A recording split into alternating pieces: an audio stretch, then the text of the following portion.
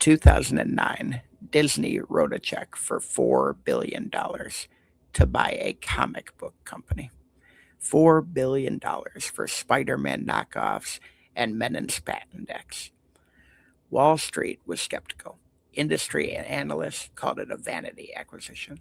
14 years later, the Marvel Cinematic Universe has generated over $30 billion at the global box office alone, not counting merchandise, theme parks, streaming, and licensing. Bob Iger didn't buy a comic book company, he bought a printing press for profit, and he turned it on, and it never stopped.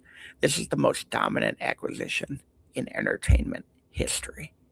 Hello, I'm Todd Hagopian, the original Stagnation Assassin. Today, we're opening the vault on Disney's acquisition of Marvel Entertainment in 2009, the $4 billion bet that transformed Disney from an animation powerhouse into an intellectual property war machine with the deepest character library in entertainment. Was this a strategic slaughter or a stagnation suicide? Put on a cape. This is a masterclass in slaughter. Disney in 2009 gets a stagnation score of 4 out of 10. Now, Disney wasn't stagnant in the traditional sense, they were profitable and culturally dominant, but Bob Iger saw the corporate cancer forming. Disney's internal creative pipeline was inconsistent at best.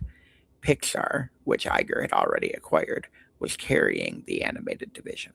Live action was hit or miss, and Disney's character library, while iconic, skewed heavily towards princesses and family friendly properties. They had no foothold in the young male demographic. They had no superhero franchise. In an entertainment landscape increasingly driven by tentpole intellectual property, Disney had a gap the size of a Grand Canyon, and Bob Iger knew it. So let's look at the tactical audit. What Bob Iger executed was a three-part strategic slaughter using the most disciplined application of the 80-20 matrix of profitability that I might have ever analyzed in entertainment. Part one, buy the vital few. Iger didn't develop new characters. He didn't greenlight a bunch of original superhero scripts and pray that one worked. He went to the source. He bought 5,000 characters in a single transaction. That is the 80-20 matrix in acquisition form. Instead of spending years and billions of dollars trying to build an IP library organically, he bought the entire library.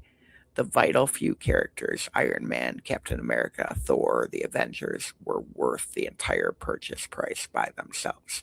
Everything else he got was upside. Part two, the Kevin Feige system, and this is where the execution transcends the acquisition.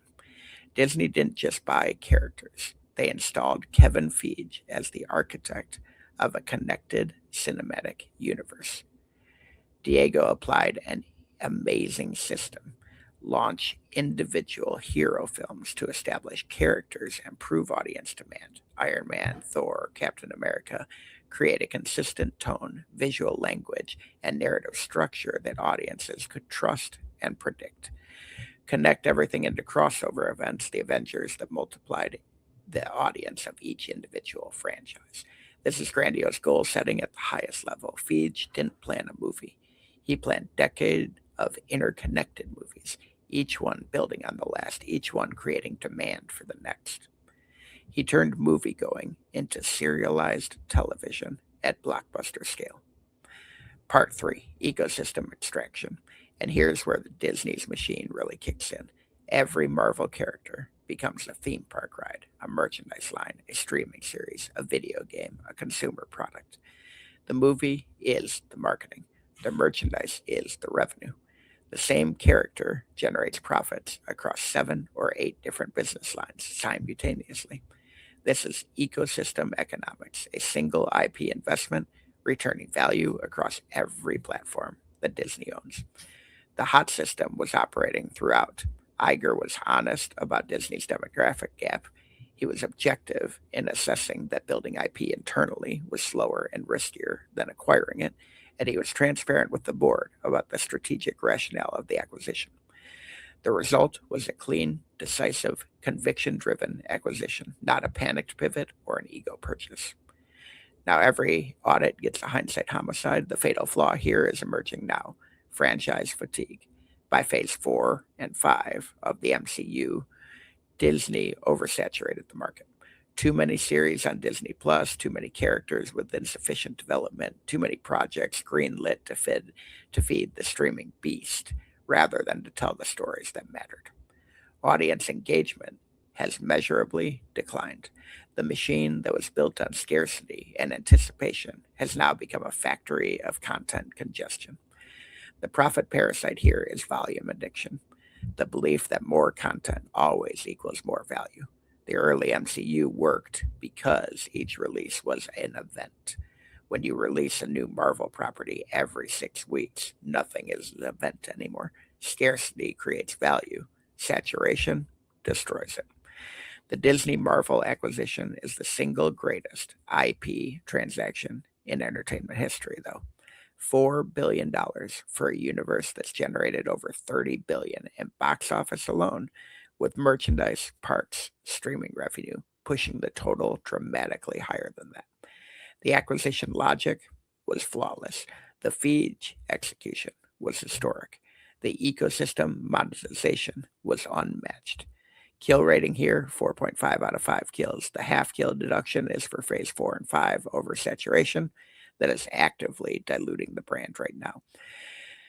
Feige spent a decade building it and is slowly starting to die. But the core decision, buying Marvel for $4 billion in 2009, will be studied in business schools for the next century.